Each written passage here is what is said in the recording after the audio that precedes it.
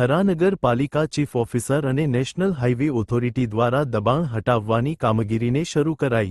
સમગ્ર ગુજરાતમાં દબાણ હટાવવાની કામગીરી હાથ ધરવામાં આવી રહી છે, ત્યારે થરા નગરપાલિકા દ્વારા અને હાઇવે ઓથોરિટી દ્વારા થરામાં પણ દબાણ હટાવવાની પ્રક્રિયા હાથ ધરવામાં આવી હતી, જેને લઈ થરા નેશનલ હાઇવે કેબિન બજાર હટાવવા માટે અગાઉ નોટિસ આપવામાં આવી હતી, જેને લઈ આજે સવારે 10:30 વાગે થરા નગરપાલિકા સ્ટાફ અને નેશનલ હાઇવે ઓથોરિટીના અધિકારીઓ સાથે મળી થરામાં હાઇવે ઉપર ગલ્લા કેબિન હટાવવાની કામગીરી હાથ ધરવામાં આવી હતી।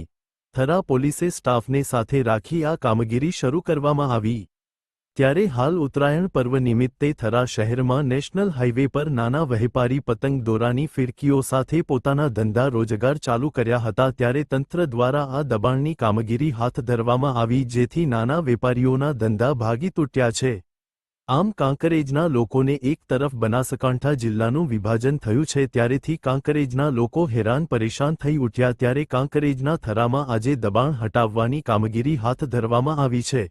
શું કાંકરેજના થરા નેશનલ હાઇવે પર આવેલા કેબિન ગલ્લાના નાના વેપારીઓ માટે થરા નગરપાલિકા દ્વારા કોઈ વ્યવસ્થા કરવામાં આવશે ખરા? રિપોર્ટર ઓમપુરી ગૌસ્વામી, બનાસકાંઠા સાથે ઇન્દ્રસિંહ વાઘેલા, કાંકરેજ।